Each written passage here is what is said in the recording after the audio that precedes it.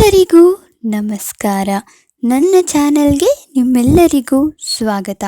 ಈ ವಿಡಿಯೋ ಏನಂದರೆ ಎಗ್ ಬೋಂಡಾನ ಹೇಗೆ ಮಾಡೋದು ಸಿಂಪಲ್ ಆಗಿ ಅಂತ ರೆಸಿಪಿನ ನಿಮ್ಮ ಜೊತೆ ಶೇರ್ ಮಾಡ್ಕೋಬೇಕು ಅಂತ ಈ ವಿಡಿಯೋನ ಮಾಡ್ತಾ ಇದ್ದೀನಿ.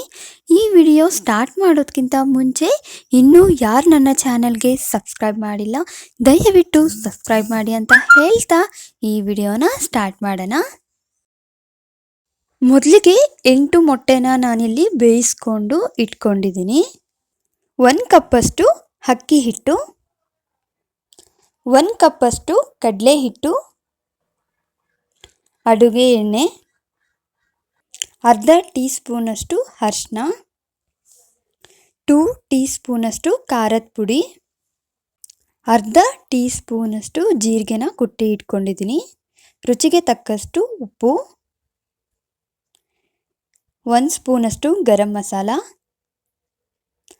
1 ಸ್ಪೂನಷ್ಟು ಬ್ಲ್ಯಾಕ್ ಪೆಪ್ಪರ್ ಪೌಡರ್. ಇವಾಗ ಹೇಗೆ ಮಾಡೋದು ಅಂತ ನೋಡೋಣ. ಮೊದಲಿಗೆ ಒಂದು ಬೌಲಲ್ಲಿ 1 ಕಪ್ಪಷ್ಟು ಅಕ್ಕಿ ಹಿಟ್ಟನ್ನ ಹಾಕೋತಾ ಇದ್ದೀನಿ. ನೆಕ್ಸ್ಟ್ ನಾನು 1 ಕಪ್ಪಷ್ಟು ಕಡಲೆ ಹಿಟ್ಟನ್ನ ಸೇರಿಸ್ಕೊತಾ ಇದ್ದೀನಿ. ಆಮೇಲೆ ಅರ್ಧ ಟೀ ಸ್ಪೂನಷ್ಟು ಜೀರಿಗೆ ಪುಡಿನ ಸೇರಿಸ್ಕೊತಾ ಇದ್ದೀನಿ. 1 ಸ್ಪೂನಷ್ಟು ಬ್ಲ್ಯಾಕ್ ಪೆಪ್ಪರ್ ಪೌಡರ್ನ ಸೇರಿಸ್ಕೊತಾ ಇದ್ದೀನಿ. ಆಮೇಲೆ 2 ಟೇಬಲ್ ಸ್ಪೂನಷ್ಟು ಖಾರದ ಪುಡಿನ ಸೇರಿಸ್ಕೊತಾ ಇದ್ದೀನಿ. 1 ಟೇಬಲ್ ಸ್ಪೂನಷ್ಟು ಗರಂ ಮಸಾಲಾನ ಸೇರಿಸ್ಕೊತಾ ಇದ್ದೀನಿ. ಆಮೇಲೆ ಅರ್ಧ ಟೇಬಲ್ ಸ್ಪೂನಷ್ಟು ಅರಿಶಿನ ಸೇರಿಸ್ಕೊತಾ ಇದ್ದೀನಿ. ನೆಕ್ಸ್ಟ್ ನಾನಿಲ್ಲಿ ಸ್ವಲ್ಪನೇ ನೀರು ಸೇರಿಸ್ಕೊತಾ ಚೆನ್ನಾಗಿ ಮಿಕ್ಸ್ ಮಾಡ್ಕೋತಾ ಇದ್ದೀನಿ.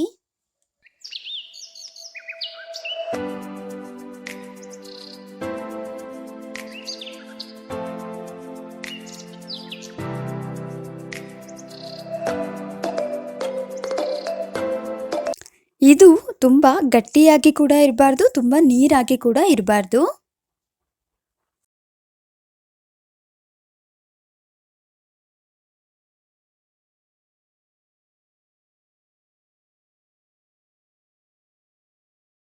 ನೆಕ್ಸ್ಟ್ ನಾನು ಚಿಟಿಕೆ ಅಷ್ಟು ಅಡುಗೆ ಸೋಡಾನ ಸೇರಿಸ್ಕೊತಾ ಇದ್ದೀನಿ. ಕೊನೆಯಲ್ಲಿ ನಾನು ಉಪ್ಪನ್ನು ಸೇರಿಸ್ಕೊತಾ ಇದ್ದೀನಿ. ಉಪ್ಪನ್ನು ಸೇರಿಸಿದ ಮೇಲೆ ಒಂದ್ಸಲ ಚೆನ್ನಾಗಿ ಮಿಕ್ಸ್ ಮಾಡ್ಕೊಳ್ಳಿ.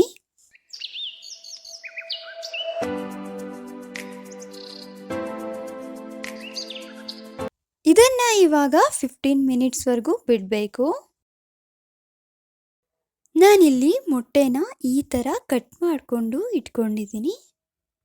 ನೀವು ಬೇಕಿದ್ದರೆ ಕಟ್ ಮಾಡದೆ ಹಾಗೆ ಕೂಡ ಮಾಡ್ಕೋಬೋದು. ನಾನಿಲ್ಲಿ ಎಣ್ಣೆನ ಬಿಸಿ ಮಾಡೋಕೆ ಇಟ್ಟಿದ್ದೆ, ಎಣ್ಣೆ ಕೂಡ ಇವಾಗ ಕಾದಿದೆ. ನಾನಿಲ್ಲಿ ಮೊಟ್ಟೆಗೆ ಮಸಾಲ ಹಚ್ಚಿ ಒಂದೊಂದಾಗಿನೇ ಎಣ್ಣೆಯಲ್ಲಿ ಬಿಡ್ತಾ ಇದ್ದೀನಿ.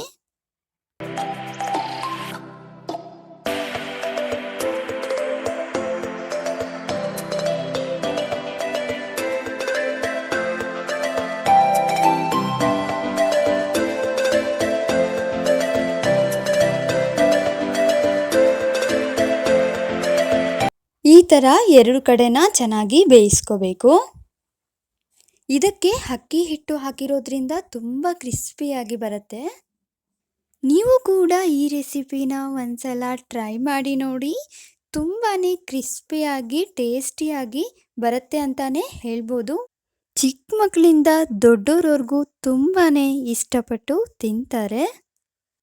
ನೋಡಿದ್ರಲ್ವಾ ಸಿಂಪಲ್ಲಾಗಿ ಕಡಿಮೆ ಟೈಮಲ್ಲಿ ಮಾಡುವಂತಹ ಎಗ್ ಬೋಂಡ. ಈ ಸಿಂಪಲ್ ಆಗಿರೋ ರೆಸಿಪಿ ನಿಮ್ಗಿಷ್ಟ ಆಗಿದ್ದರೆ ಲೈಕ್ ಮಾಡಿ, ಶೇರ್ ಮಾಡಿ, ಕಮೆಂಟ್ ಮಾಡಿ, ಸಬ್ಸ್ಕ್ರೈಬ್ ಮಾಡೋದನ್ನ ಮರಿಬೇಡಿ. Thank you.